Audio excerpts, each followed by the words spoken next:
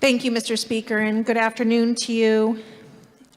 I've been listening intently to the debate and specifically listened to my colleague across the aisle talk about trying to make sure that the state of Connecticut lives within its means. And that's essentially what we're talking about here, is living within our means.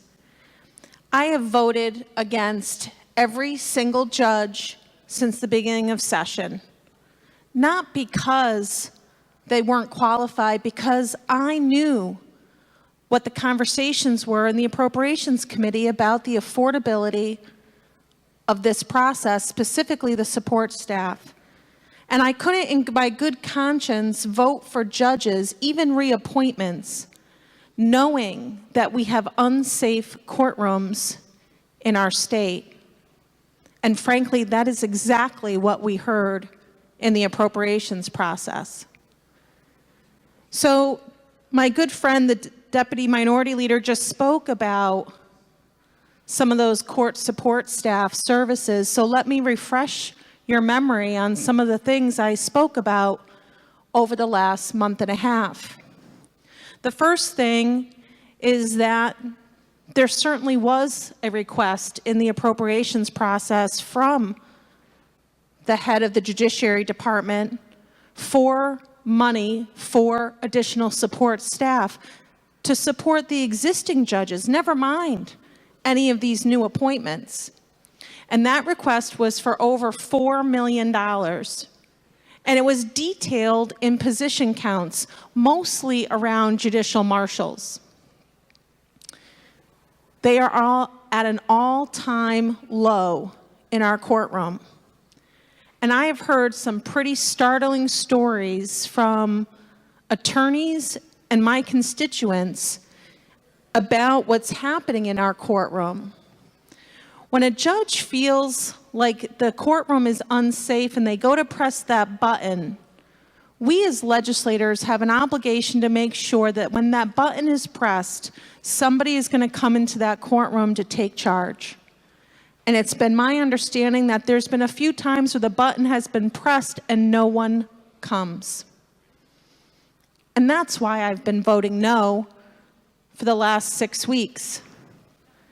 I've been voting no because we're hearing stories of courtrooms not starting on time. Our constituents are missing work to appear in court only to sit there for hours because there's not a recording person to take the minutes or whatever the legalese is.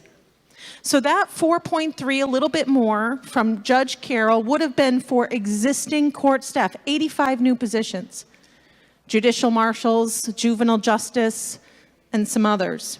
But for the operations of the current system. So the idea that we would add new judges onto a system that is not fully operational is something that blows my mind. Because when I look at the budgets that were presented last week in the Appropriations Committee, the Republicans, with our Senate colleagues, presented a budget that was fully balanced, meaning it had revenue and spending. And when we looked at those, both sides of the ledger, we figured out that we couldn't afford to do all the ask of the over $4 million, and we could only afford to do $2 million. My colleagues on the other side of the aisle, who did not present a full spending package, who had zero revenue in their budget proposal, zero, only spending, had a ton of new programs, but still only provided, and I have it right in front of me, it's on page 170 of the Democrats' appropriation budget. They were only able to provide $2.3 million, far less than what Judge Carroll has asked for. Certainly the Republicans couldn't meet the full ask either, but we had a balanced budget that showed revenue and spending. But my friends on the other side of the aisle went a little further and created new programs within the Judicial Department, costing over $3.6 million. Why not prioritize that money for the safety of our courtrooms? But no, that's not what happened in that budget. That budget proposal had tons of new programs and new spending. So when I hear my colleagues on the other side of the aisle talk about living within their means, I listen very closely, because that shouldn't be a partisan issue. We should all be striving to live within our means as we are here to amend a budget in 2019, a budget that right now is out of balance in 2018 by over $300 million, and in 2019, much more. So I'm going to continue to listen to the debate, but let's make sure that we understand clearly what we're talking about. That over $4 million that was requested by the Judicial Department is for existing judges. It doesn't contemplate these new judges that the Deputy Minority Leader detailed. You're talking huge new appropriations. And if you're going to advocate for that, I'd like to see where's the money coming from. Thank you very much, Mr. Speaker.